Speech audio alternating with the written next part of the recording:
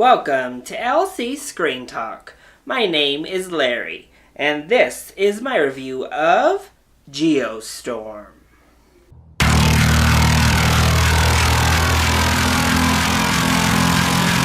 So this film has been in production hell for the last 4 years or so. And it's finally made its way to the big screen. It's finally found a way to get released into the theaters. All at a whopping $120 million budget. And just based on the trailers and previews I saw, I wasn't very optimistic heading into the theater. I can definitely have fun with kind of a big, dumb disaster flick, but this one just looked, even with $120 million, a bit under quality. And I have to say, this movie is exactly what you expect it to be. So yeah, it's pretty much a mess.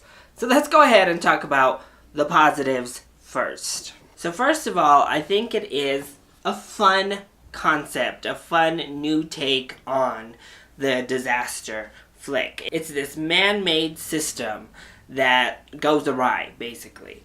It was a new take. It wasn't just natural disasters on their own. And that was really kind of fun to explore. And then they did bring in more kind of like political human elements to it, but they didn't really do anything with those, unfortunately. But it lent itself to really bringing those in. So at least the base premise was something a little bit different, something a little bit cool and fun. And I will say, I think that it is fun to watch at times. It does get exciting there in the third act. The formula is laid out and they follow it to a T, but that formula is in place for a reason. It knows how to kind of like build up to funness and get you enthralled in watching.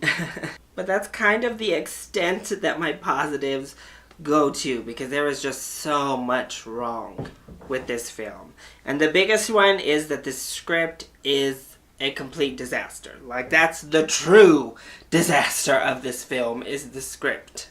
The dialogue is so contrived and forced. Oh my goodness. The words that came out of these people's mouths was insane, that they thought that this sounded anywhere near natural people talk. So nothing flowed naturally, nothing sounded natural, nothing sounded like things people actually say to one another. In addition to that, the plot points that are shoehorned in are just so... ugh. There is this brotherly bond and this brother relationship that is explored in this film, and it's just horrible. Like, it completely detracts. It's not needed. Nobody's looking for this, like, brother redemption story in the middle of their big special effects disaster film. And this one wasn't even... it's like a half-baked attempt at this, like, brotherly connection. We don't get real conflict. We don't get real resolution. We don't get real emotions from it. So it's all just kind of like, ugh. And then these characters only do what they do because the script tells them that's what they have to do. That's because it's written that way. None of the people in here behave like people in their job or in these situations would behave.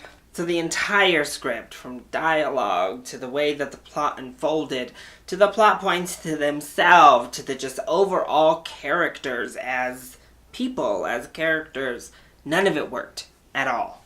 And of course, it is riddled with every single cliche in the book, including numerous last-minute escapes throughout the entire film. And oh, the ending is so cliched that I, like, literally rolled my eyes. Like, down to reaction shots of people, like, sitting in their little cubicle reacting to something on TV. And these are people that have no real connection, or really actually shouldn't know what's even going on. So it was all just kind of, like, groan-worthy. I'm like, oh, really? This much of a cliched ending? And when it came to the acting, I mean, it was mediocre at best. Most people were fine, but then when you pressed people to show, like, a little bit of emotion, that acting started falling apart real quick. In particular, Jim Sturgis, oh my god, he was really bad in this movie. Like, overacting, completely unreal. Like, it was bad. And then we get to the special effects. So, a lot can be forgiven in these big disaster films.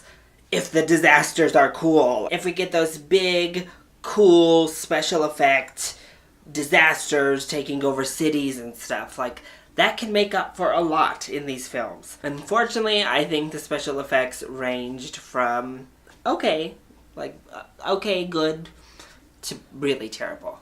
Like, I don't think anything looked great. And in fact, quite a few of the shots in this were just laughably bad. Like, really CGI, green screen, horrible. I'd say most of them fell under the category of mediocre.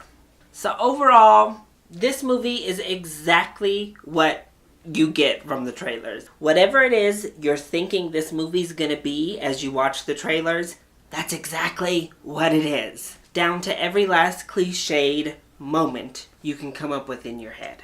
So if you're a fan of disaster movies or big budget action films, I say give this a rental. It is not up to par and not up to the level of something you need to spend money to see in the theaters, and the effects are not on the level that the theater experience necessarily enhances it. I think you'll have a good time. I think it's fun enough, it's big and dumb enough that you'll enjoy yourself as you watch it at home for $1.50. Otherwise, you've seen better versions of this movie done many times before. Roland Emmerich has made an entire career of making bigger budget, higher quality versions of this film. So, if that's not your style or the trailers just give you no interest, go ahead and skip it. It's not going to turn the tide. It's not going to make a believer out of you. And there's not really a reason. You need to watch it. So, that has been my review of Geostorm. I hope you enjoyed it. If you did, go ahead, click like down below, and subscribe to the channel so you are always up to date on our latest videos. Also, join in on the discussion. Are you excited to see Geostorm? And what is your favorite disaster film? Let me know either in the comment section down below, or you can hit me up on Twitter.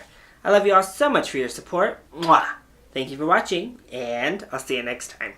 Bye!